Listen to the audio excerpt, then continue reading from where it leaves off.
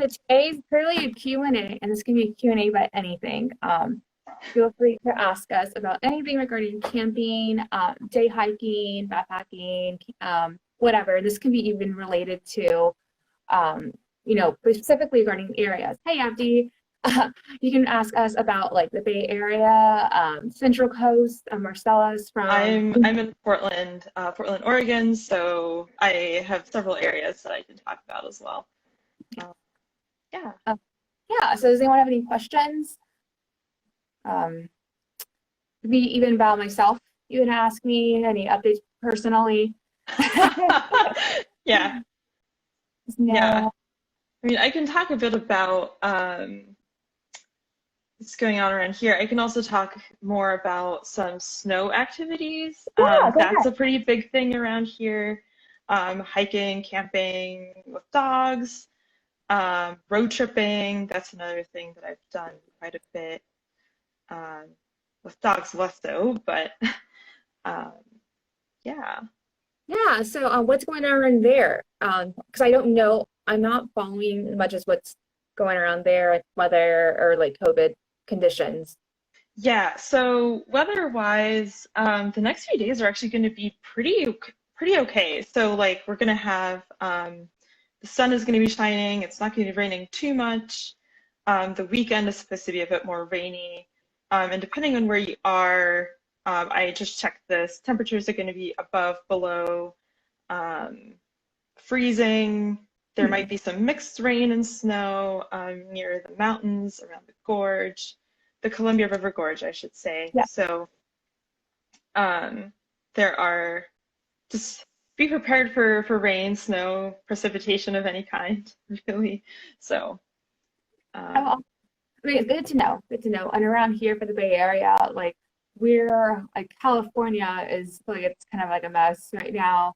Like I know pretty much from the Bay Area, which is two regions, it's NorCal, I guess Bay Area, and there's SoCal, and there's Sacramento area, and we're all in like the kind of think of the purple tier, is what you call it. And uh, everything is shut down basically. yeah, And right now you can't, there's no overnight camping, there's no overnight backpacking.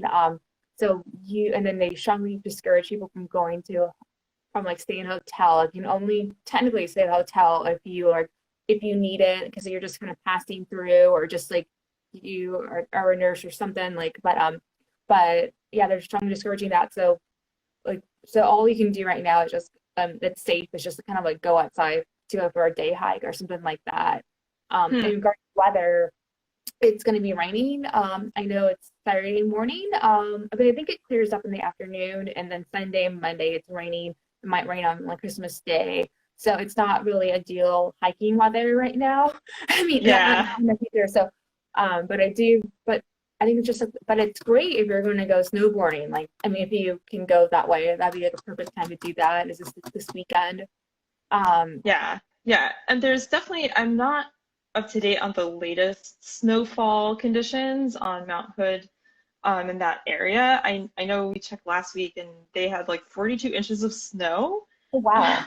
42 Wow. inches, which is a lot. So it's been raining a lot here. So if it rains a lot here, it usually means that it's snowing up there. Wow. Because I'm like an hour and a half or 2 hours away from the mountain. So it's super powdery, great for snowshoeing, cross country. Um, I guess you can probably just do regular snow hiking as long as you have micro spikes. Um, but yeah, and I think the ski resorts are opening, but they have this kind of time slot reservation system Uh-huh. um, for COVID reasons. Oh, Uh, that's awesome. I'm glad they're allowing that and people can visit because here, like, they're strongly discouraging people to go to Tahoe. You must stay in your region. So I know people are still going because like they're just kind of getting around it. I mean, there's no one's enforcing it. So I know people are still doing the road trips. I'm staying here. I'm gonna just follow that. But that's cool yeah, that they don't have that in where you live.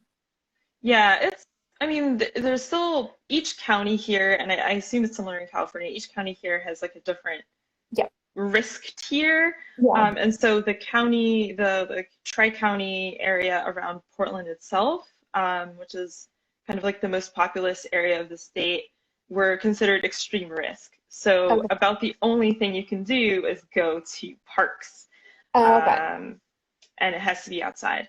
So we're considered extreme risk. I'm less sure about the county at the coast.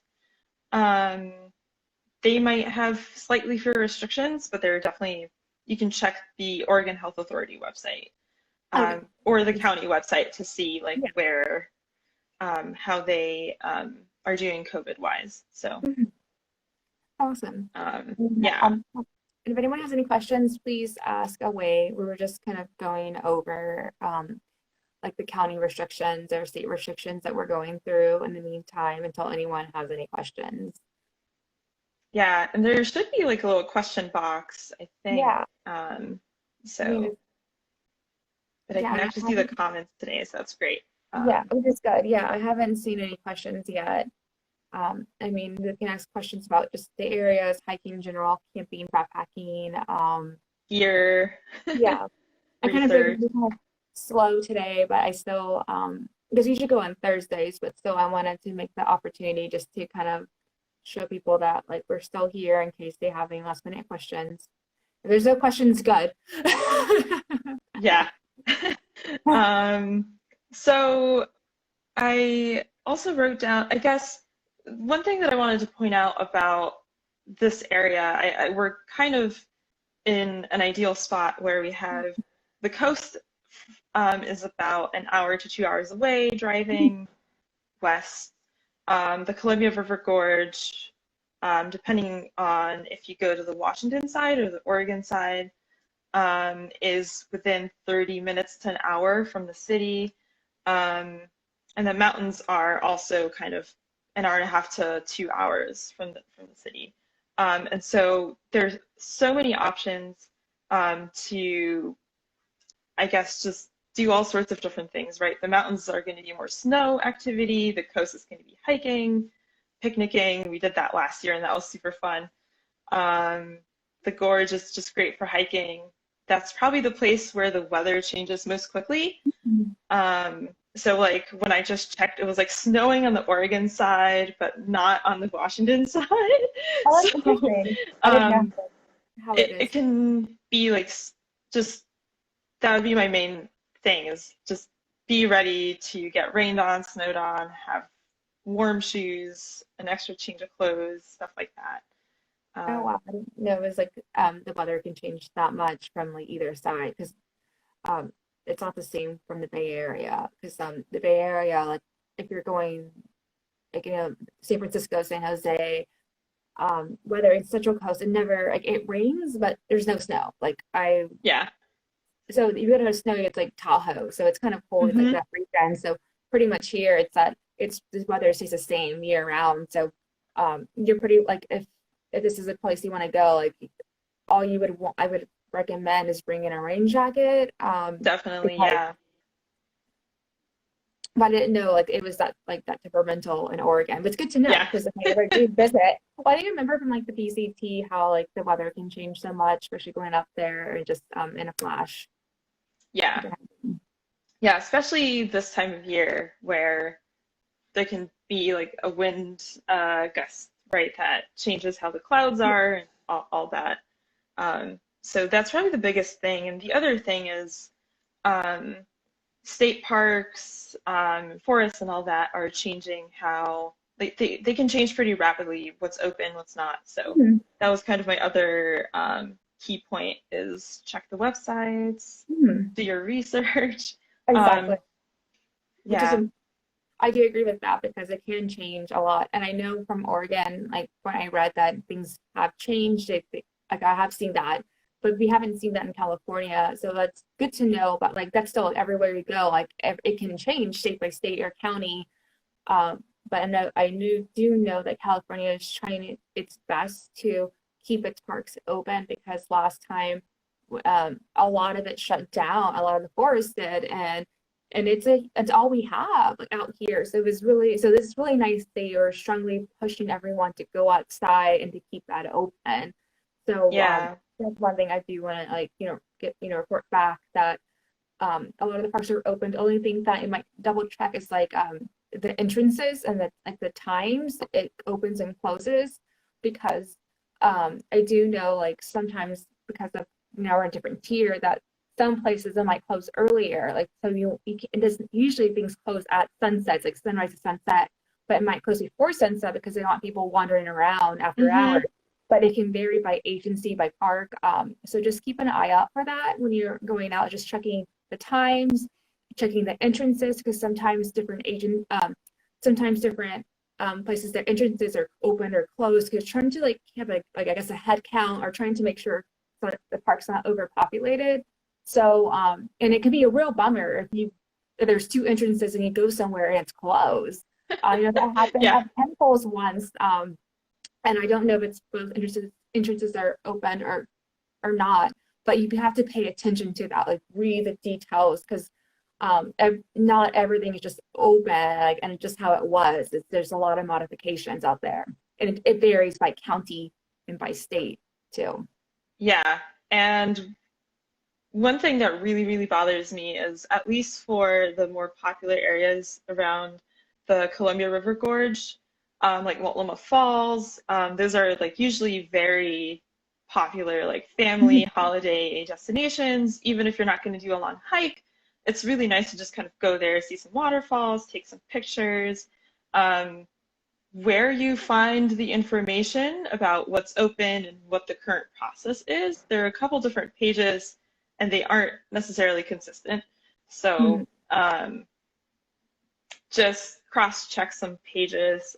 We can add that to the like caption of the IGTV, right? So Yes. um, And we if can add anyone has that. any questions, please ask away. We're just talking about like that's what's going on with our areas. Marcella's from the Portland area. I'm from like the Bay Area, and I talk about the Central Coast. But if you have any specific questions, please go on. Or we're just going to keep talking about what to look out for when you're upcoming adventure during this COVID time. Yeah, I just saw a few more people join. Yeah. I know slightly handsome hikers on the East Coast. So unfortunately, I don't have too much information, but if you have any info, that'd be awesome. Yes, I need to like share. That's gonna be Yeah. helpful for people. And if anyone has any tips too, if they wanted to like to chime in regarding anything they think could be helpful to others regarding planning their trips during this COVID times, whether it's like you're related to your coast or to your area, please feel free, because everything is like changing rapid. I know rapidly, and it varies. Hi. Hey, Erica. Um, but definitely like I second with that. It's like sometimes depending on the different type of park or agency, like it's hard to find this information. Like you have to really dig. And once again, I'm going to talk about the California state parks. I don't like, I don't hate them or anything. It's just that I know that they're not properly funded. So a lot of the Hmm. time, if I go to any California state park, I have to like dig and dig to find like any information. And I even made a Mm. mistake the other day with Andrew Malera State Park, which is by Big Sur. Like a bridge was closed, and it was like I had to like somehow like I don't like how it looks, but somehow I missed it, and I wouldn't be surprised if it was in red, but it's like small red lettering. That's my fault. Yeah. But the bridge was like a footbridge was closed, and they always close it for the winter time. We got there when it was closed. Maybe it was just like the timing, like they just removed it, so you had to like cross the stream to go to our destination. But that was just one thing that like I didn't see immediately. It wasn't as like the website isn't as friendly, but sometimes you have to kind of do a little bit of digging to verify this information. Yeah, and that's one thing that I will say. I think that the Oregon State Parks have done really well throughout COVID. Um, they have a lot of pretty clear information. As soon as you go to there, you can either look up a state park if you know the name, or they have this really awesome search Mm. feature. Oh, They'll tell you like which parks are fully open, partially open, or closed, just like visually on the map. They'll be like color coded. oh, And if you click on copy. the park, it'll like pop up this little window that says like kind of the basics, like COVID restrictions in place, open for day use or Hmm. camping, Oh, um, perfect.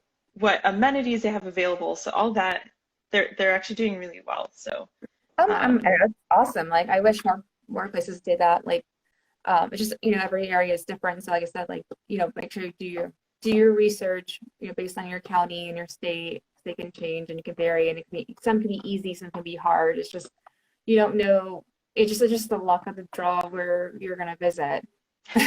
Yeah.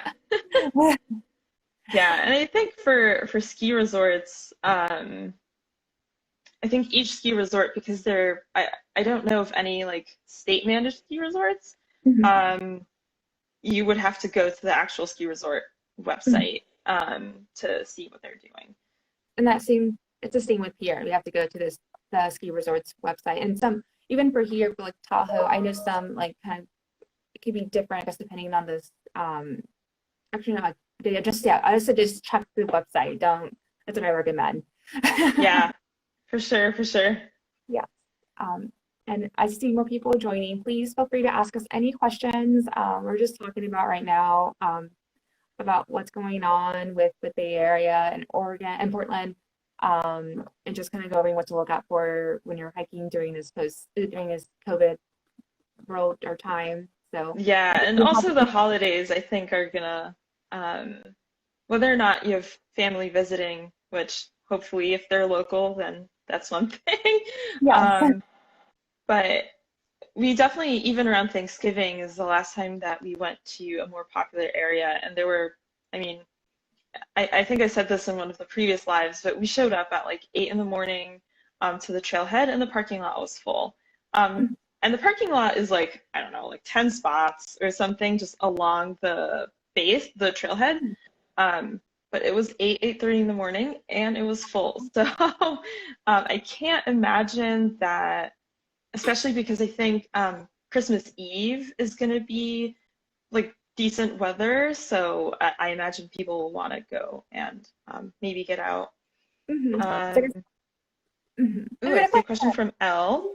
Uh, Um, so what? So it says here, what's your most important tool you bring hiking? Okay. Ooh. So um, do you want to go first?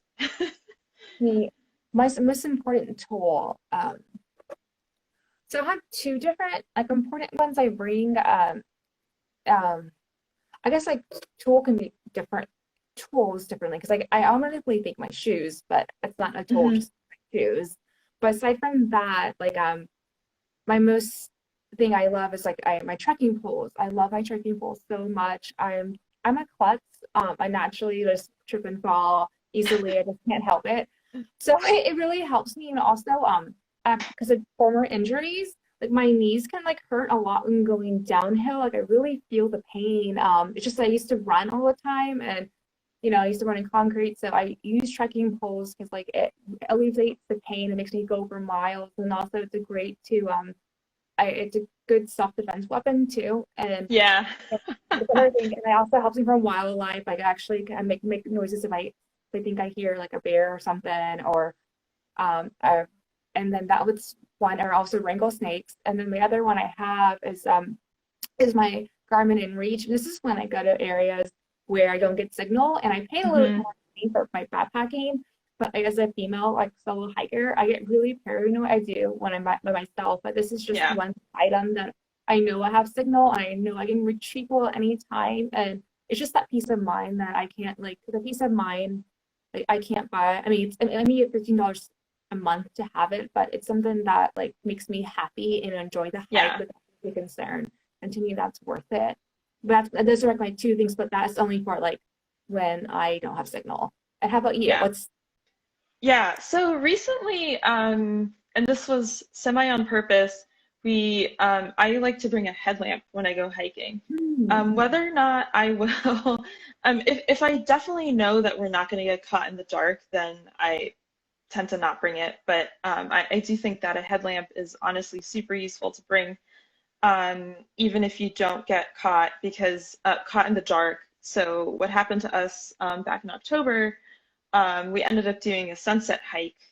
And I had my phone, but we didn't have headlamps. And headlamps would have been super useful um, to have so that I didn't have to walk with my phone in my hand. Fortunately, nothing happened, and the trail was super clean, well maintained. So there weren't any massive tree roots or rocks or anything like that. But having that was kind of I regretted not having a headlamp with us on that particular hike. So I think having a headlamp is super, super useful. First aid kit. Oh, I don't know if it's like really a tool per se, but also I think, and for people who are just joining, we're talking about important tools to bring on hikes. But yeah, I think a first aid kit also super important to have. That, like safety wise, I guess we could just like talk only about safety for a while. But like it's funny. We both think about safety though. Like that's what we think yeah. about. It's the most important tool. Yeah, so I think just those kinds of things that could get you out of a hairy situation and just improve your safety. And I second with the headlamp too. Yes.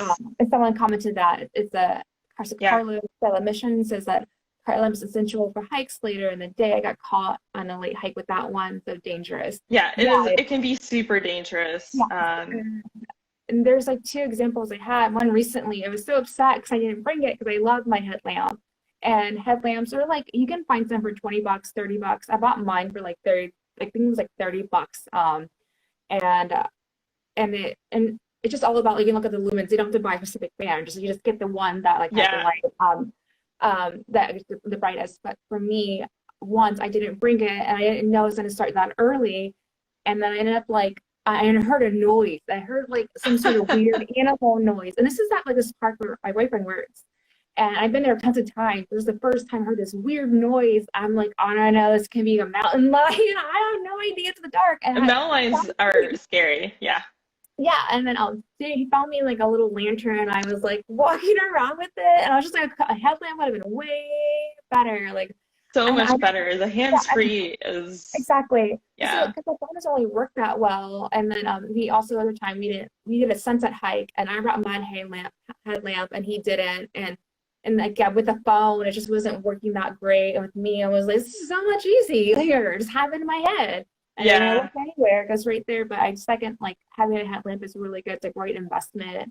If you don't have that now, I recommend like including that part of your list. Not anything immediately, but I would recommend that adding that to your list.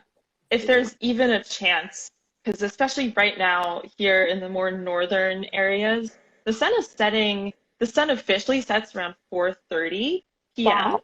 But it starts getting dark around 3:30 depending on where you are. And like we went, I live near a small wooded area.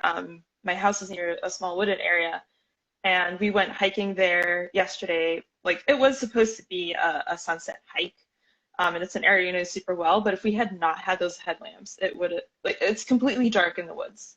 Oh, wow. And when we were like caught in the dark up in October, I mean, it was pitch black. Wow. And like you're saying, if you hear any noise or my dog starts staring in a specific direction, I'm like, better not. What's over there? Yeah, I've been hiking for years, and like hearing and if it's dark and I hear a noise, I freak out. Like I don't care. I was like, it's a noise I haven't heard of, but I don't know where it's coming from, so I'm freaking out. Yeah, and we made record time. Fortunately, we made it to the end when it was still light out, and we started our descent as it was getting dark. But we definitely hiked like a good 1.5 miles just in pitch black forest. Wow. So. Yeah. You have no choice though. You just got to do it. Any other questions? Anyone? That was a really awesome one. Yeah, I like that question a lot. Let's see. Yes. Handkerchiefs and buffs are, I get really sniffly. I love bringing tissues and that, but also because of COVID, right? Oh, I love my buff too, because even if I have like a mask or I just like it because it warms my neck a lot, but also it's a great cover up especially for girls. It's actually a great way to like for your hair. I use it like a headband. Yeah. I've done one with a headband and I just like bring it over my mouth as people pass by. Yeah. And the good thing about handkerchiefs and bandanas too, and I think we talked about this last time, was if you ever have the need to go to the bathroom, you can also exactly. Well, I was So, thinking too is that something else for handkerchief or bandana, one thing I do like for that is instead of using tissues, that's a great alternative. And of course, hmm everyone has their own their preferences. But I always see like ever since I started picking up trash on like the trail, like I do that like once in a week or twice a month. Um, I see tissues like the first like I always see so many tissues on the trail.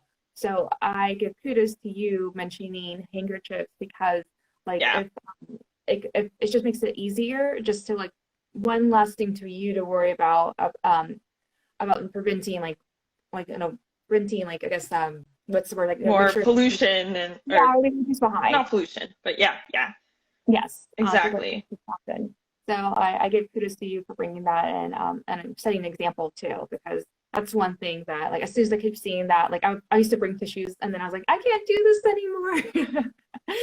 Yeah, and yeah, unless you have it like in your pocket too, then like you have to like stop and take it out of your Yeah, backpack and all that. So it's not the most practical, but yeah. um, Mhm. it does But get you out of a bind. and if Um, anyone has any other questions or comments or tips, like for anyone, please share. You know, yeah, yeah, we've been getting some good questions. yes. Uh, any questions about California, Bay Area, Oregon area? What is something that you see as a tool or accessory that you may forget often? Um, that so most recently, I would say probably bear spray. Um, that is definitely something that I'm trying to get into habit of bringing with me all the time, um, and or bringing with us whenever I go with my partner. And we've forgotten it so many times because you're like, oh, we know this area, we've never seen a bear, like it'll be fine. Um, and that's something that I think is super important, and I don't like realizing that I've forgotten. So, Yeah. I'm trying to think what else for me, what I usually forget. Um, I don't know, like I we usually forget. It's a good one because usually like what I usually do, I always pack the night before. So I'm very forgetful, like huge. Like I forget. Well, actually, one funny thing I do forget, I forget my camera card. I always think of it. the I always SD go off card, my yeah. camera. Yeah, always. But that's like a joke comment. Like I always forget about that.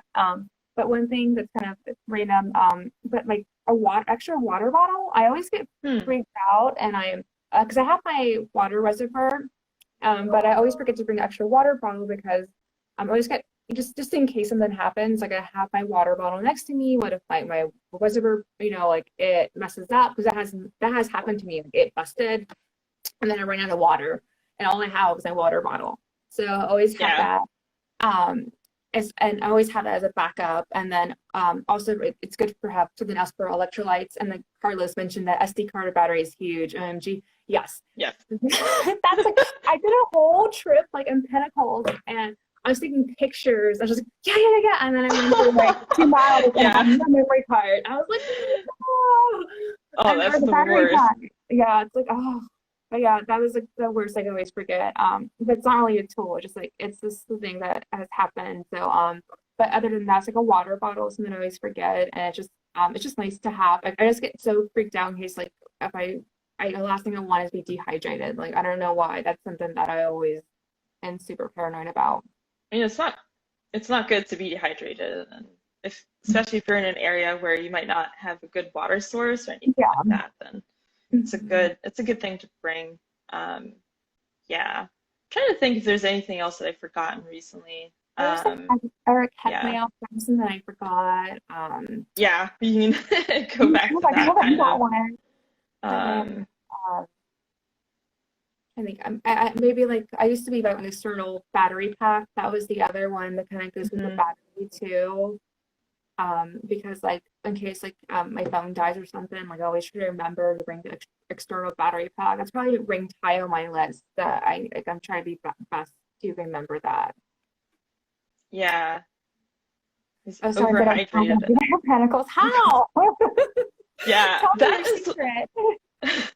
the one time I've been to Pinnacles, I remember like because I still just always bring a water bottle, and I remember we were doing kind of this longer loop, and the first time I've like emptied my bottle halfway through a hike, refilled it at one of the stations, and kept on hiking. Well, they actually are really good with the water stations there, so I get them. They are. Yeah, Yes. they really, really are. And one cool fact, if anyone goes to Pinnacles, is that they really like, I couldn't find this earlier, but they have a lot of bike racks there, which I didn't know they're so abundant there. Because if you ever go camping, I recommend like bringing your bike, and you can bike from the camping spot to the trailhead, and it cuts about 4 miles, because usually it's like 2 miles from the camping spot to the trailhead, and at that time they had closed the parking lot. But it makes it so much easier not to drive back and forth. But I recommend like biking there, and then it's like whatever loop you decide to do, it's only 6 miles. So I do recommend doing that if anyone decides to go visit. Yeah, I remember that now. I definitely remember having to hike like a mile back to the car from one of the Like, ends. So it's not fun. It's not it's not fun at all. no, it's not. Yeah, it's not the most exciting part of the hike, but yeah, it's an awesome place. We saw several climbers there when we went. Oh, yeah, Um, that's so cool. I wish I could have saw some. Like it was closed. Climbing was closed to the public when we visited. mhm. But it would have been cool to see that. It's like it feels like that part feels like I'm in the desert, but I'm not in the desert. So I'm like, Yeah, yes, I get the desert feel without the drive or the like that. It's still hot, but I'm like you drive a little bit further out and you're in the Bay Area, so it's kind of nice that way. yeah, yeah. No, it's definitely true. I mean, the climate south of the Bay is very different from East Bay and even to San Francisco. So, Yeah. all And does right. anyone Any other questions? Yeah. see what time we're at? We're at 4:33, so it's been 30 minutes, so we can wrap things up. But does anyone have any other questions?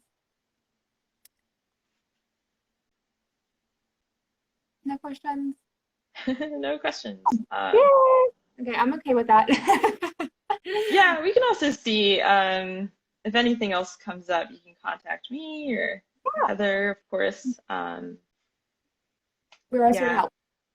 And definitely, hope definitely. everyone enjoys their vacation, their holidays. And also one important thing is that make sure to leave, whenever you do your adventures, is like make sure to leave the truth behind and leave it better than you found it. Something that I can reiterate over and over and over again. Yeah. No, thank you for joining. Thank you for joining. I was gonna say something, I'm like Recreate blanking. responsibly. Um, Recreate responsibly. recreate responsibly. Yeah. Yeah, I mean, here it's always like stay safe is what they're always saying, telling people and take care and all that. Yeah, no, I think this is good. Yeah. And I guess we'll be back in January. Yeah, January. We can decide the date, but it'd be a good Thursday at 4 o'clock as we usually do. Yeah, sounds good. Bye. Thank you, Okay. everyone. Bye.